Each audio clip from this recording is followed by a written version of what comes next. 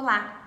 Hoje nós vamos falar sobre uma situação relativamente comum entre os idosos e que é pouco conhecida pela comunidade, que é o chamado delírio. Quem aqui não conhece algum idoso, não tem algum familiar que, sem nunca ter tido nenhum problema psiquiátrico previamente, do dia para o outro começa a apresentar um estado confusional, fica muito agitado e às vezes até agressivo? Pois bem, isso pode ser o chamado delírio. Ou uma outra situação também bem comum. O vovô ou a vovó internam, nunca tiveram nenhum problema psiquiátrico e durante a internação também agita, não aceita o tratamento médico, muitas vezes precisa ser contido no leito.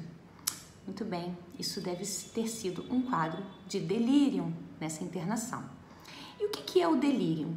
O delírio é uma alteração da função mental súbita e geralmente reversível.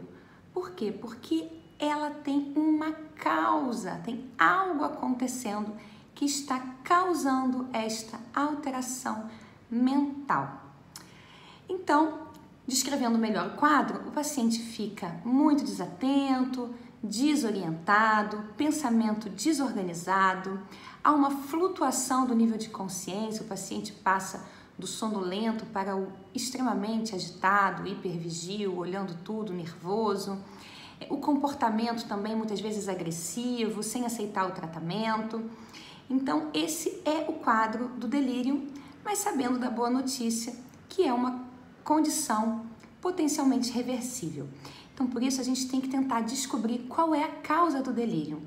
No caso da internação, a própria internação, ou seja, o confinamento, o fato do paciente ter saído do seu ambiente, ter ido para um outro ambiente muito menor, menos iluminado, com barulhos estranhos, com pessoas estranhas, isso já seria o suficiente para desencadear o delírio. Outras causas possíveis também, que podem até acontecer dentro de casa, uma infecção urinária, uma infecção pulmonar, né, uma pneumonia, uma cistite, alguma coisa assim, uma prisão de ventre, o paciente está vários dias sem evacuar, isso pode vir a causar um quadro de delírio. Alguns medicamentos, como por exemplo os anestésicos, por isso é comum nos pós-operatórios o delírio, os opioides, né, o tramadol, todos os derivados da morfina podem vir a causar delírio. Os benzodiazepínicos, né, que são aqueles tarja preta, Rivotril, que muitas vezes até são prescritos no ambiente hospitalar. Essa é uma droga que favorece delírio e que deve ser evitada, especialmente nos pacientes mais idosos, acima de 80 anos. Não deveriam utilizar benzodiazepínicos nos hospitais para não ter mais chance ainda de delírio, certo?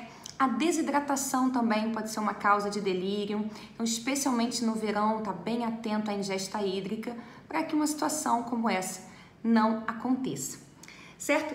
Então, o que a gente pode fazer para o nosso familiar idoso não apresentar o delírio? Uma das coisas é o acompanhamento médico regular, porque com isso a gente evita internações, certo?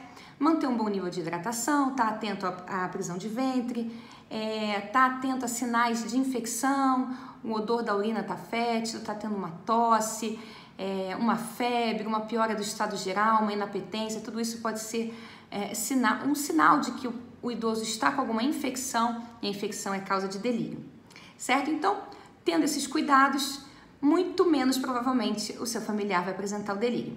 Agora, atenção! Se o seu familiar esteve internado recentemente e apresentou delírio, isso pode ser sim um sinal de uma certa insuficiência cerebral, ou seja, pode sim estar já iniciando alguma alteração neurodegenerativa, algum tipo de declínio cognitivo ou até mesmo de demência e que a família ainda não percebeu. Então, se aquele seu familiar internou e agitou, logo que ele tiver alta, leve-o para um geriatra para uma avaliação cognitiva, certo? Se esse vídeo te ajudou, deixa abaixo os seus comentários. Muito obrigada!